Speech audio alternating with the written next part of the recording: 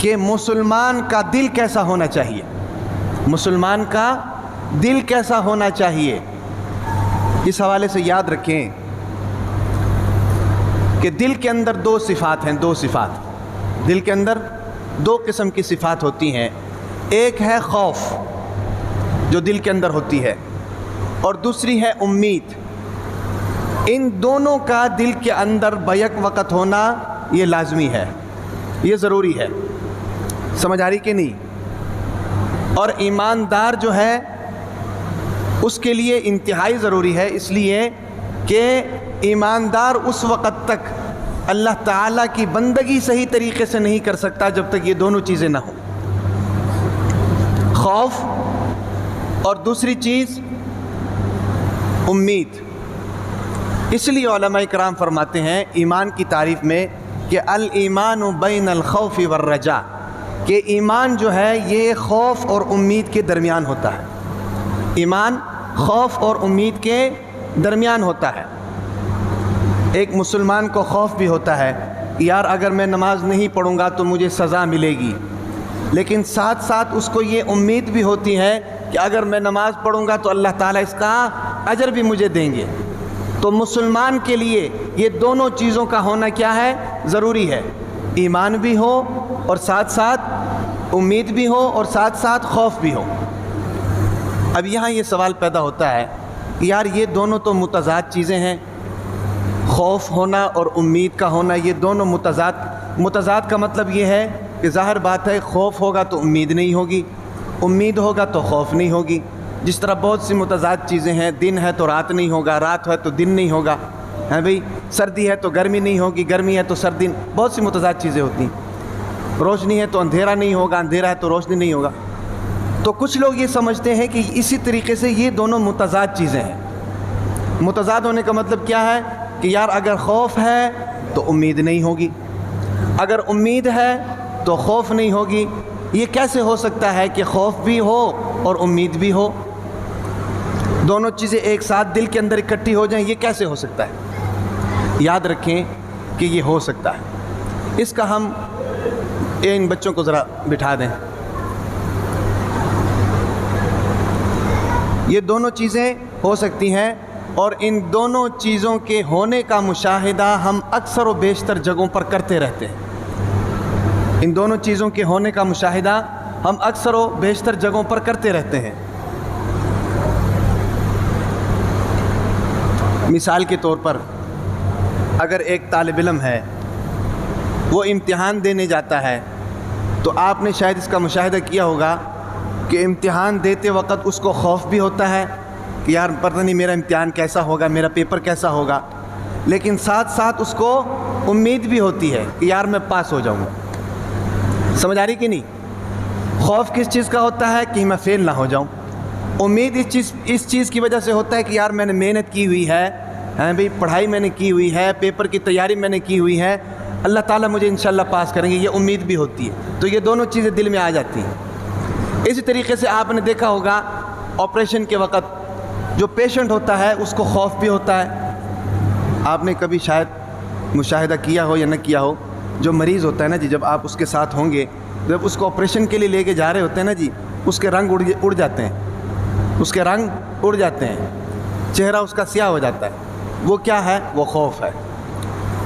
اب جب اندر جاتے ہیں تو وہ جو ڈاکٹرز ہوتے ہیں نا جی، وہ اس کو تسلی دیتے ہیں، یار یہ تو ہمارے بائیں ہاتھ کا کھیل ہے، آپ ٹینشن نہ لو، ٹھیک ہے نہیں؟ جس طرح مریض کو تسلی دیتے ہیں، کہتے ہیں کہ یار آپ ٹینشن نہ لو، یہ تھوڑا سا مائنر سا آپریشن ہے، انشاءاللہ کامیاب ہو جائے گا۔ تو اس سے اس کو کیا مل جاتی ہے؟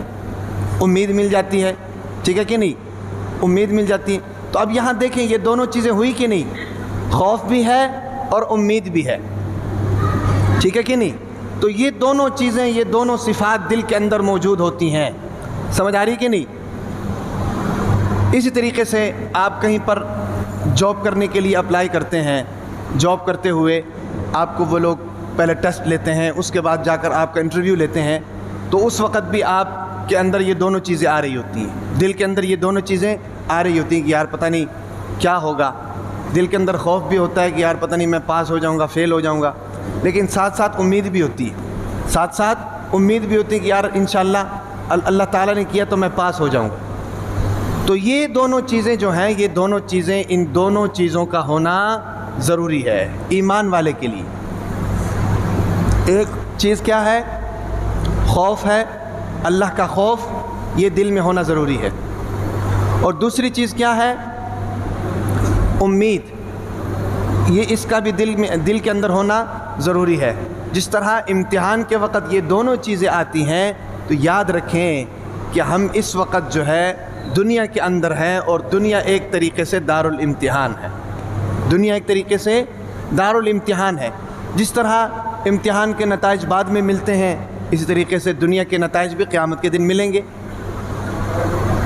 اور امتحان کے نتائج جو ہوتے ہیں ایک اسٹوڈنٹ کی محنت کے اوپر ڈیپینڈ کرتے ہیں کہ اس نے کتنی محنت کی ہوئی ہے۔ دنیا کے امتحان کے نتائج بھی آپ کی محنت کے اوپر ڈیپینڈ کریں گے کہ بھئی کتنی محنت کی ہے ہم نے، اللہ تعالیٰ کے کتنے احکامات پر پورے اترے ہیں، نبی کی کتنی سنتوں کے اوپر پورے اترے ہیں بھئی۔ صرف فرق اتنا ہے دنیا کے امتحان اور آخرت کے امتحان کا فرق اتنا ہے کہ دنیا کے اندر اللہ تعالیٰ نے جو یہ امتحان گاہ بنایا ہے نا جی، اس کے اندر جتنے بھی سوالات آنے ہیں سارے آؤٹ کر دی۔ جب ہم میٹرک کے پیپر دیتے ہیں، ایف اے بی اے کے پیپر دیتے ہیں، اس میں تو یہ کچھ تو نہیں ہوتا نا، ہمیں تو نہیں پتہ ہوتا کون سا سوال آنا ہے کون سا نہیں۔ لیکن دنیا ایک ایسا امتحان گاہ ہے کہ اللہ تعالیٰ نے ہمیں دنیا میں بھیج کر پرچے سے سارے سوال آؤٹ کر دیے کہ یہ سوال آنے ہیں بھائی، یہ جواب آنے ہیں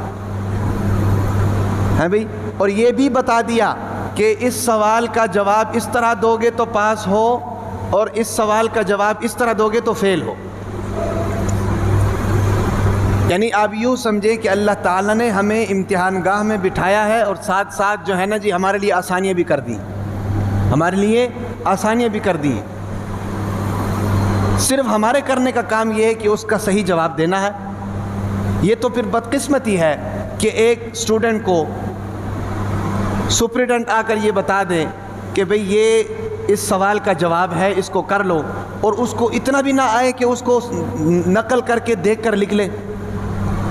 پھر اس کو اسٹوڈنٹ تو نہیں کہیں گے نا جی، اس کو اسٹوڈنٹ نہیں کہیں گے۔ اتنا تو کم از کم ہونا چاہیے کہ یار چلو مجھے جواب نہیں آتا، اگلا اگر مجھے بتا رہا ہے تو میں اس کے بتائے ہوئے بات پر عمل کر کے نقل کر کے بھی تو کم از کم کر لوں۔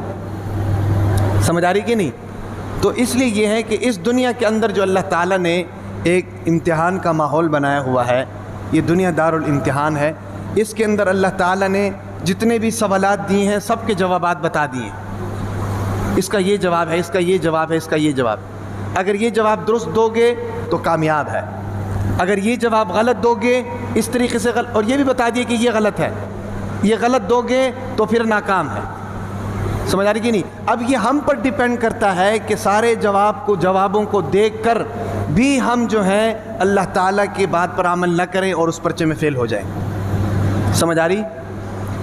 تو بات چل رہی تھی کہ ایمان والا جو ہوتا ہے نا جی، ایمان والے کا دل اور اس کا ایمان خوف اور امید کے درمیان میں ہوتا ہے، بین الخوف والرجاء، خوف اور امید کے درمیان میں ہوتا ہے۔